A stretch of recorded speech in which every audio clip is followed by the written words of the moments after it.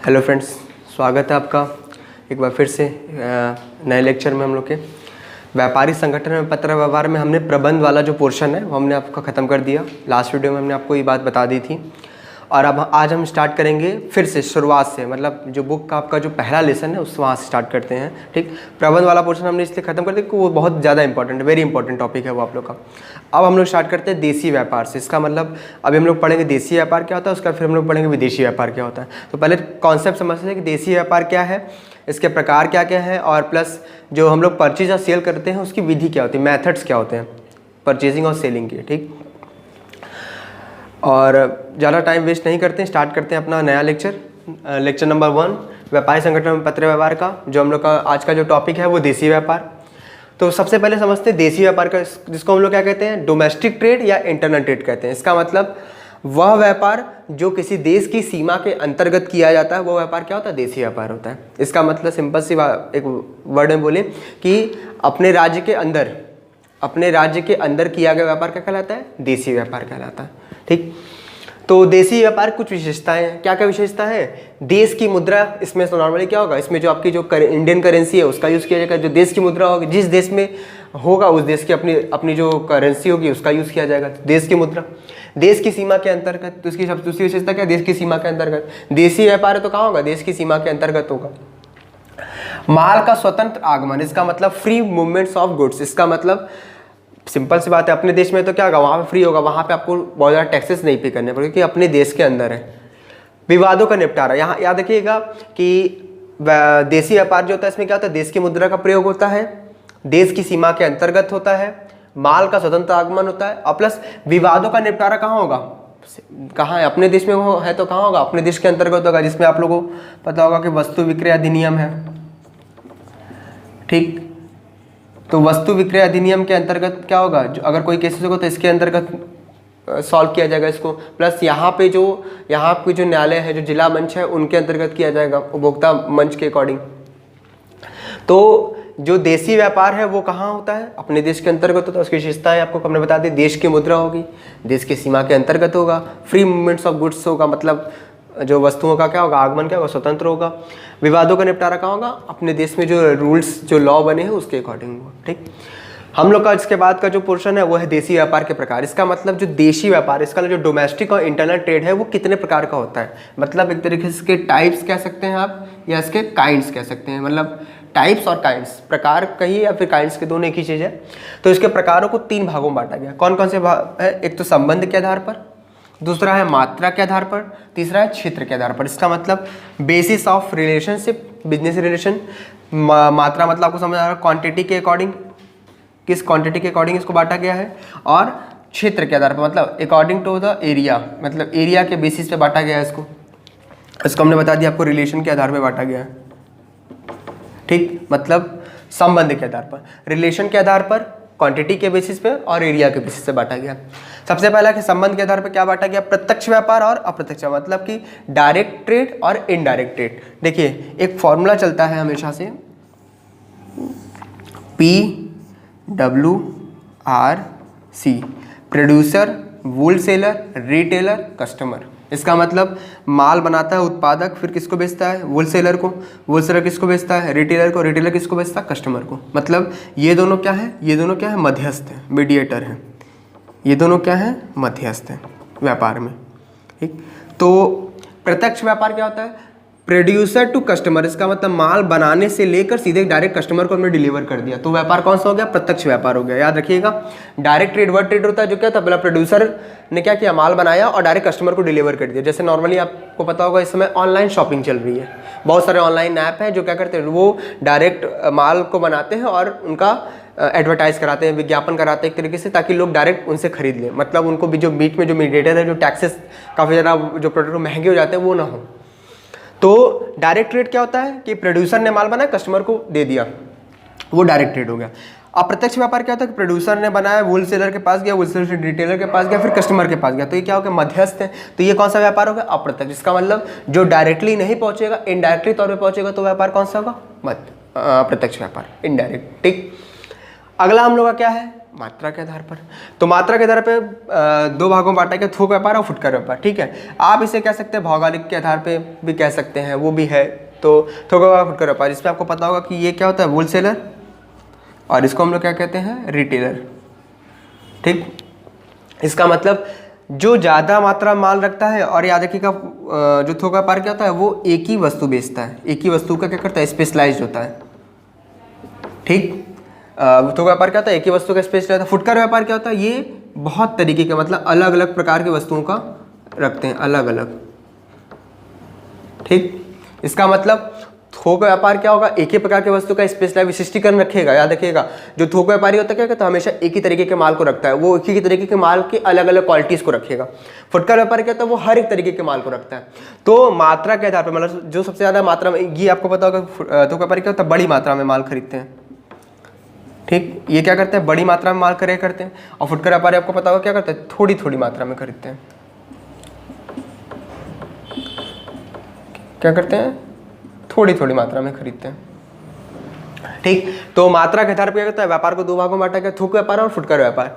थोक व्यापार में क्या होता है, जो थोक व्यापारी होता है बड़ी मात्रा में माल खरीदता है, क्या करता है, फुटकर व्यापारी को थोड़ी थोड़ी मात्रा में बेचता है। ठीक, फुटकर व्यापारी क्या करता है, अपने हिसाब से माल को रखता है, और क्या करता है, कस्टमर को अकॉर्डिंग टू डिमांड, मतलब कस्टमर जैसा डिमांड करता है उसके अकॉर्डिंग क्या करता है, माल को बेचता है। और कभी कभी ऐसा होता है कि फुटकर व्यापार करता है कस्टमर की डिमांड के अकॉर्डिंग, जैसे उनकी मांग रहती है वैसा ही मांग क्या करता है, वो थोक व्यापारी को बताता है कि आप इस माल का उत्पादन करो, क्योंकि इस माल की डिमांड मार्केट में क्या है, ज़्यादा है।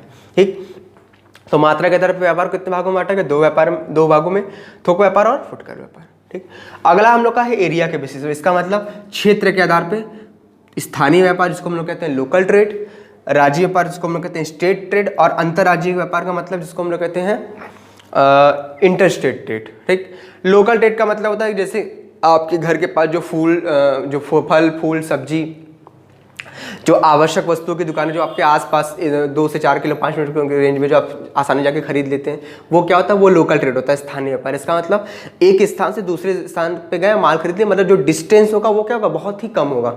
जहाँ पे मतलब जैसे लोकल का मतलब आपको समझ में आ रहा होगा कि मतलब आसपास की जो चीज़ें आपको आसानी से, आपकी आवश्यकता की जो वस्तुएं हैं वो आपको आसानी से उपलब्ध हो पा रही हैं, वो व्यापार कौन सा होता है, स्थानीय व्यापार, इसको हम लोग कहते हैं लोकल ट्रेड। ठीक, राज्य व्यापार क्या होता है, राज्य व्यापार का स्टेट ट्रेड का मतलब होता है कि अपने ही स्टेट के अलग अलग जिलों से आपने व्यापार किया। जैसे मान लीजिए आपने आगरा से आगरा का पेठा मंगा लिया, ठीक है, अलीगढ़ से आपने चूड़ियाँ मंगा ली, तो ये क्या है, इसका मतलब एक राज्य में है, एक राज्य के जो जिले हैं उस जिलों से आपने अपने राज्य में, स्टेट ट्रेड का मतलब यही होता है कि अपने ही राज्य से अगर आप क्या करते हैं, अपने राज्य किसी जिले से अगर आप माल मंगा रहे हैं तो वो क्या होगा, वो राज्य व्यापार होगा।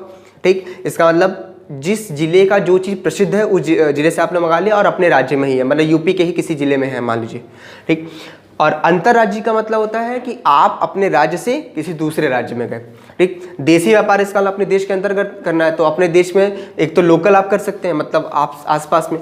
राज्य का मतलब था कि अपने राज्य किसी जिले से आप माल मंगा रहे हैं, और अंतर्राज्यीय का मतलब था कि अपने राज्य से किसी दूसरे राज्य में गए। जैसे मान लिया यूपी में यहाँ पर है और आपने बिहार से माल मंगाया, या दिल्ली से माल मंगाया, या फिर किसी दूसरे राज्य से आप माल मंगा रहे हैं, तो अंतर्राज्यीय का मतलब क्या था, दूसरे स्टेट से आपने माल खरीदा, तो वो कौन सा व्यापार होता है, अंतर्राज्यीय व्यापार होता है। ठीक, तो देशी व्यापार क्या होता है, इसकी विशेषता हमने आपको बता दी कि देश की मुद्रा होगी, देश की सीमा के अंतर्गत होगा, माल का स्वतंत्र आगमन होगा, विवादों का निपटारा क्या होगा, जो हमारा जो लॉ बना हुआ है वस्तु विक्रय अधिनियम और जो भी रूल्स और रेगुलेशंस है किसके लिए, बिजनेस के लिए, उनके अकॉर्डिंग होगा। और देशी व्यापार के प्रकार क्या क्या है, संबंध के आधार पे दो व्यापार आप लोग का, प्रत्यक्ष व्यापार और अप्रत्यक्ष व्यापार। मात्रा के आधार पे 2 है, थोक व्यापार और फुटकर व्यापार। और क्षेत्र के आधार पे क्या है, 3 है, स्थानीय व्यापार, राज्य व्यापार और अंतर्राज्यीय व्यापार। स्थानीय व्यापार हमने आपको बता दिया, राज्य व्यापार का मतलब अपने राज्य किसी जिला से जो हमने व्यापार करते हैं, और अंतर्राज्य का मतलब क्या होता है, दूसरे स्टेट से आप जो व्यापार करते हैं। ठीक, तो ये आपका पूरा एक तरीके से केवल व्यापार होगा। अब हम लोग इसके आगे बात करेंगे कि जो परचेज और सेल करते हैं, मतलब हम लोग जो क्रय करने की जो हमारी विधि है वो किस प्रकार की है, उस पर हम लोग बात करेंगे। ठीक, इसको आप लोग नोट कर लीजिए, अच्छे से इसको समझ लीजिए। देखिए, हमने आपको अभी बताया कि देशी व्यापार क्या होता है, इसकी विशेषताएं और देशी व्यापार के प्रकार। हम लोग का इसके बाद जो टॉपिक है इसमें बस आपको इतना ही पढ़ना है देशी व्यापार में कि क्रय विक्रय की गतिविधियाँ, इसका मतलब purchase sale, procedure of purchase and selling, व्यापारिक सौदे की गतिविधि। इसका मतलब जो एक तरीके से जो प्रोसेस होता है वो क्या होता है। देखिए, प्रोसेस हमने आपके सामने लिख दिया सीधा सीधा।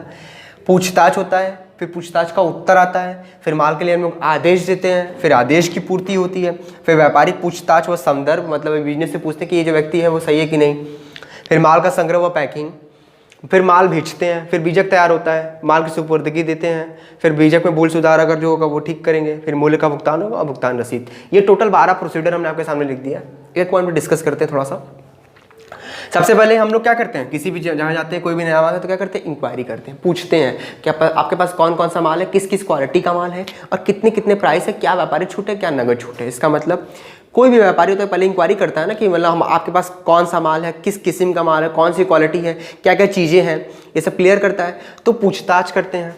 ठीक, तो नॉर्मली देखिए पहले का जो बिजनेस था वो लेटर्स पे होता था, तो पूछताछ करेंगे, फिर पूछताछ का उत्तर आएगा कि हमारे पास ये माल है, ये क्वालिटी का, ये किस्म का, ये मूल्य है और इतने दिन में आपको डिलीवर कर देंगे, प्लस इतना इसका आपका बिल बनेगा। ठीक, फिर माल के लिए हम लोग क्या करते हैं, फिर इधर से जो खरीदने वाला है, जो क्रेता होगा, क्या करेगा, माल का आदेश देगा कि हमको इतना माल चाहिए। तो आदेश देगा तो फिर क्या होगा, उसके आदेश की पूर्ति की जाएगी। जितना आप आदेश करेंगे, जो क्वालिटी का जो चीज़ होगा, तो उसको हम लोग क्या करेंगे, आदेश की पूर्ति करेंगे। फिर आगे क्या होगा, व्यापारिक पूछताछ व संदर्भ। इसका नॉर्मली देखिए आज का जो बिजनेस वाला जो टर्म्स है, जहाँ भी व्यापारिक होंगे तो व्यापारिक पूछताछ संदर्भ, इसका मतलब जो भी विक्रेता होगा वो पहले वो अगल बगल अपने से पूछेगा कि इस जगह पे ये जो व्यापारी है वो ठीक है कि नहीं, मतलब सही है कि नहीं। इसका मतलब हम उससे अगर बिजनेस कर रहे हैं तो उससे बिजनेस करना ठीक होगा कि नहीं होगा। तो व्यापारिक पूछताछ, इसका मतलब एक जो विक्रेता होगा वो व्यापारिक पूछताछ करेगा, प्लस रेफरेंस लेगा कि ये जो बिजनेसमैन है उससे व्यापार करना ठीक होगा कि नहीं। तो एक तरीके से आजकल नॉर्मली जो बिजनेस था वो रेफरेंस पे चलता है कि हाँ ये व्यक्ति जो होगा ठीक है बिजनेस करने के लिए। तो व्यापारिक पूछताछ संदर्भ होगा। उसके बाद माल का संग्रह व पैकिंग, इसका मतलब जो विक्रेता को क्या करेगा, माल का कलेक्शन करेगा, उनकी क्या करेगा, पैकिंग कराएगा। इसका मतलब विक्रेता को क्या करना, माल भेजना है तो क्या करेगा, वो उनका माल का कलेक्शन करेगा प्लस उनकी पैकिंग करेगा। इसके बाद वो क्या करेगा, माल को सेंड कर देगा। सेंड करने का तो क्या करेगा, जो माल उसने भेजा है उसकी क्या करेगा, एक बीजक तैयार करेगा, इनवॉइस तैयार करेगा। याद रखिएगा बीजक कौन तैयार करता है, विक्रेता तैयार करता है। विक्रेता वह व्यक्ति जो क्या करता है, जो माल को बेचता है। बीजक तैयार करेगा, बीजक तैयार करने के बाद क्या होगा, अगला प्रोसीजर, माल की सुपुर्दगी लेना। कौन लेगा, जो व्यक्ति क्या करता है, वो जो व्यक्ति खरीदता है वो क्या करता है, माल की सुपुर्दगी लेगा कि हमको माल मिल चुका है, हमको आपका जो बीजक मिल चुका है, लेकिन आपने जो व्यापारिक छूट या नगद छूट बताया था या फिर आपने जो कटौती की दर जो बताई थी वो ठीक नहीं है। तो बीजक में जो भूल सुधार होगा, इसका मतलब जो बीजक यहाँ पे आपने तैयार किया था, माल की सुपुर्दगी लेने के बाद हम क्या करें, उस बीजक को चेक करेंगे कि यहाँ पे आपने जो बताया था पूछताछ के उत्तर में कि ये जो माल है इस क्वालिटी का, इस पर हम आपको इतना व्यापारिक छूट देंगे, नगद छूट देंगे। तो ये चीजें जो हैं उन चीजों पे क्या करेगा, वो भूल सुधार करेगा कि नहीं आपने जो बताया था वो कुछ और है और आपने बीजक में कुछ और लिखा है। तो इन चीजों को ठीक करेगा वो। तो बीजक में भूल सुधार करेगा। उसके बाद क्या करेगा, वो मूल्य का भुगतान करेगा। इसका मतलब जो क्रेता है वो माल प्राप्त होने के बाद बीजक में भूल सुधार करने क्या करेगा, ये जो प्राइस है इसका पेमेंट करेगा और उसके बाद इसके लिए उसको क्या मिलेगा, उसको भुगतान की रसीद प्राप्त होगी। इसका मतलब जितना माल का उसने भुगतान किया उसको भुगतान की रसीद होगी कि हाँ हमने आपसे इतना माल खरीदा, मेरे पास ये पेमेंट का रिसिप्ट है, हमने आपसे माल खरीद लिया। ठीक, तो आज का हम लोग का जो लेक्चर था वो था इंटरनल ट्रेड पे, मतलब देसी व्यापार क्या होता है, इसकी विशेषताएं, इसके प्रकार, और आज का ये लास्ट टॉपिक था हम लोग का क्रय विक्रय की गतिविधियाँ। ठीक, तो हम ये आशा करते हैं आपको ये वीडियो अच्छा लगा होगा, आपको ये चीज़ें समझ में आई होंगी। अगर अच्छा लगे तो इसको लाइक करिए, सब्सक्राइब करिएगा चैनल विनायक आशीष का और कमेंट करिएगा। ठीक, हम लोग मिलते हैं अपने नेक्स्ट वीडियो में। तब तक के लिए अपना ख्याल रखिए, खुश रहिए, मस्त रहिए और अच्छे से पढ़ाई करते रहिए। Thank you.